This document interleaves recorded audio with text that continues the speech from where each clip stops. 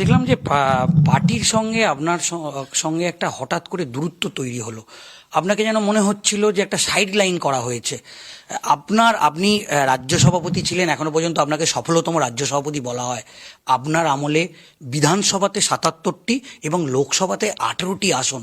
এখনো পর্যন্ত যদি পশ্চিমবঙ্গের ইতিহাস আমরা দেখি, সব থেকে বেশি আপনি রাজ্য সভাপতি যখন ছিলেন তখন এই ফলাফল হয়েছিল। তাহলে কি আপনাকে কি কেউ সাইড লাইন করে দিয়েছিল পার্টি থেকে?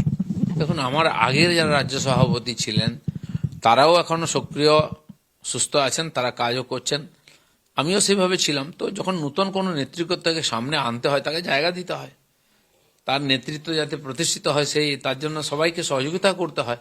তো সেজন্য যারা আমাদের নেতৃত্ব দিচ্ছেন তাদেরকে ফোকাস করেছেন, আমরাও করেছি, আপনারাও করেছেন। তার মানে এই নয় যে বাকিদের কোনো গুরুত্ব নেই। হ্যাঁ, আমাকে রাজ্য স্তরের পরে কেন্দ্রীয় স্তরে নিয়ে যাওয়া হয়েছিল। রাজ্য কমিটি থেকে বা এখানে কাজ করা আমার সময়, আমি এখানে বুথ সশক্তিকরণের কাজ করেছি, আমি বুথ ইন্সপেকশন হলো, বুথ ম্যাপিং হলো, সব জায়গায় আমি বুথে বুথে গিয়ে কাজ করেছি। এটা তো ওই মিডিয়ার চোখে পড়ে না, এটাই আসল কাজ সংগঠনের, সেটা আমরা করেছিলাম। নির্বাচন এলে সভা সমিতি হলে তখন দেখা যাবে, সবাই যখন ডায়াস দাঁড়িয়ে ভাষণ দেবেন সবাইকে দেখা যাবে।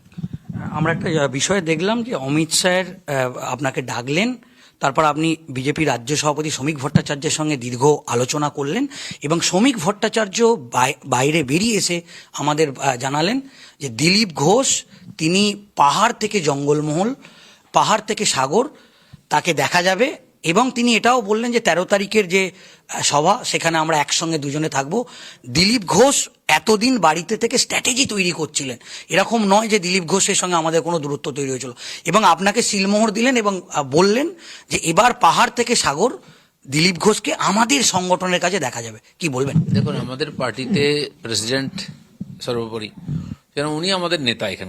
এখানকার কোন নেতা কার্যকর্তা কিভাবে কাজ করবে তাদের ব্যাপারটা উনি ঠিক করবেন। আমার মনে হয় কেন্দ্রের নেতাদের সঙ্গে ওনার কথা হয়েছে, মাননীয় অমিত শাহের সঙ্গে কথা হয়েছে প্রত্যেকের ব্যাপারে, তো সেটা উনি ঠিক করে দেবেন। সেজন্য আমার যেটা দরকার ছিল যে বহুদিন ধরে আমি কোনো সাংগঠনিক বৈঠকে থাকি না, সাধারণ কর্মী হিসাবে নিচে কাজ করি, স্ট্র্যাটেজি যেখানে তৈরি হয় সেই যেন কি ঠিক হয়েছে, কতটা ঠিক হয়েছে, কি কমিটি হয়েছে, কারা দায়িত্ব নিয়েছেন বা নিচ্ছেন সেগুলো জানার দরকার ছিল আমার। কাদের সঙ্গে কাজ করতে হবে, কোন অবস্থায় আছে পার্টি, কারণ আমি বেশি সময় মেদিনীপুরেই দিই, বাইরে কম যাই।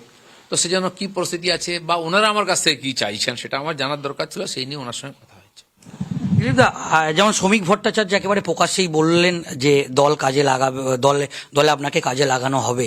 এবং শ্রমিক ভট্টাচার্য বললেন হ্যাঁ আমরা একেবারে যৌথভাবে সভা করব, তাতে কোনো অসুবিধা নেই। যদি শুভেন্দু অধিকারী আপনাকে আপনার শুভেন্দু অধিকারীর জেলায় বা কোনো জায়গায় ডাকে তাহলে আপনি কি করবেন?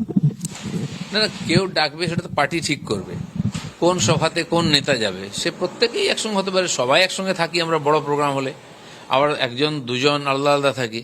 তো শুভেন্দুর জায়গায় যদি সভা হয়, উনি আমাকে বলেন যে আমার আসার দরকার আছে, আমি নিশ্চয়ই যাবো ওখানে। বা যেখানে পার্টি বলবে যাবে, সেটা একটা কমিটি থাকে, তারা ঠিক করেন প্রবাস, আমাদের নেতারা কে কোথায় যাবে, কে কোথায় গেলে ভালো হয় সেরকম। তো আমি ছাড়াও আমার সিনিয়র আছেন মাননীয় রাহুল দা, তিনিও কাজের মধ্যে আছেন পুরোপুরি, তিনিও ঘুরছেন, তাকেও পাঠানো হবে। সবাই মিলে আমরা একটা টিম। 2026-এ আপনাকে কি বিধানসভায় কোনো আসনে প্রার্থী হিসেবে দেখা যাবে? আপনি আগেই বলেছেন যে দল যদি আপনাকে চায়, এবং আমরা দেখেছি যে জ্ঞান সিং সোহনপালের মতো হেভিওয়েট একজন কংগ্রেস নেতা, মানে দীর্ঘ দিনের তিনি সেখানকার বিধায়ক, আপনি তাকে হারালেন এবং প্রথমবার আপনি বিধায়ক হলেন খড়গপুরে। এইটা নিয়ে আপনি কি বলবেন? না, পার্টি যখন আমাকে ইলেকশন লড়তে বলেছে আমি লড়েছি। গত বিধানসভা নির্বাচনে আমাদের প্রায় ৫-৬ জন এমপি তারা লড়াই করেছিলেন, মন্ত্রীও ছিলেন বাউল সুপ্রিয়, তারা লড়েছিলেন। তো পার্টি ঠিক করলো, আমাকে বলা হলো তোমাকে ইলেকশন লড়তে হবে না, তুমি ঘুরে ঘুরে প্রচার করো। তো আমি প্রচার করেছি, তো পার্টি যে রোল দেবে সেটা প্লে করবো আমরা।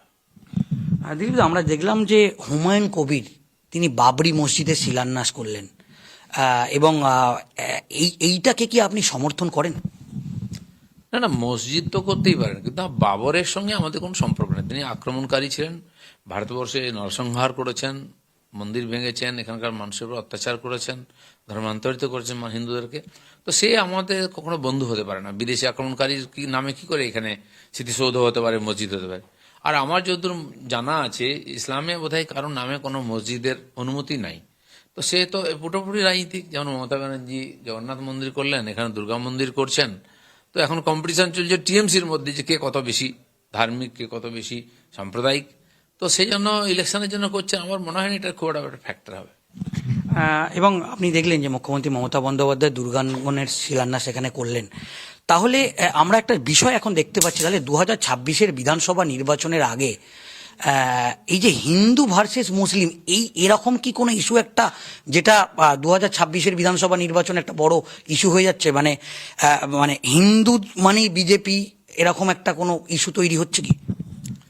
হিন্দু ভার্সেস মুসলিম হবে না, হওয়া উচিত নয়, কিন্তু কি আছে না, এখন যত ছোট ছোট গ্রুপ রাজনীতিতে করার চেষ্টা হয়। আপনি বাংলার বাইরে দেখুন, যাদবদের আলাদা, এসসি এসটি, দলিত, মহাদলিত, ছোট ছোট করে তাদেরকে তাদের বিভিন্ন ইস্যুতে প্রভাবিত করে তাদেরকে নিজের দিকে টানার চেষ্টা।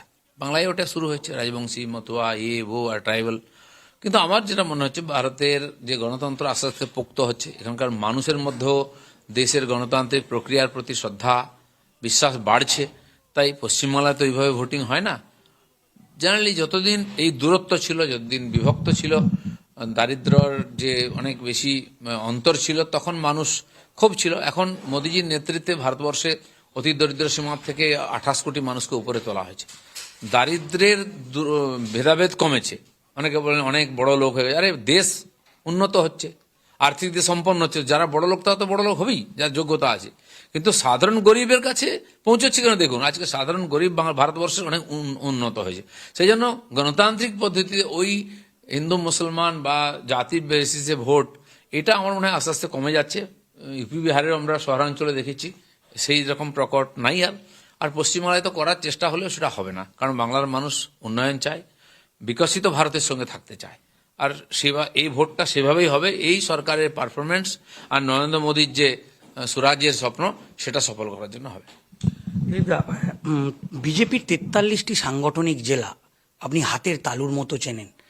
অমিত শাহ বলেছে যে 1/3 আসন নিয়ে বাংলায় 2026-এ বিজেপি সরকার হবে। যেহেতু শ্রমিকদা মানে তিনি অনেক আদি বিজেপি নেতা, কিন্তু সংগঠনটা আপনি হাতের তালুর মতো চেনেন তো, এবং অমিত শাহর এই বক্তব্য, আপনি জেলায় জেলায় যাবেন, এটাকে আপনি কেমনভাবে দেখছেন, যে এই মুহূর্তে বিজেপির সংগঠনের যা অবস্থা, তাতে 2026-এর সরকার হওয়ার মতো পরিস্থিতি আছে? প্রথম কথা, আমাদের পার্টির কথা বললে শ্রমিকদাকে ঠিক সময়ে একদম ঠিক যোগ্য লোককে চয়ন করা হয়েছে। যখন সবাই, কারণ পার্টি বড় হয়েছে, অনেক নেতৃত্ব এসে গেছেন, তাদেরকে এক জায়গায় নিয়ে সম্মিলিত করে এগোনোর মতো তার মধ্যে ক্ষমতা আছে, অভিজ্ঞতা আছে, তার কথাবার্তা, নমনীয়তা সবই আছে। আর 2/3 কথা যেটা বলছেন, গতবারে আমরা স্লোগান দিয়েছিলাম ঠিকই, অমিত শাহ কর্মীদেরকে মোটিভেট করার জন্য বলেন, তো সেটা ছিল বলে আমরা এতটা এগিয়েছি। নাহলে 3 থেকে 77 কোন পার্টি কবে গেছে। দ্বিতীয় হচ্ছে, অতি সম্প্রতি বিহারে ইলেকশন হয়ে গেল, অনেকে হয়েছিল বিহারে বিজেপি জিতবে না, এই তাই।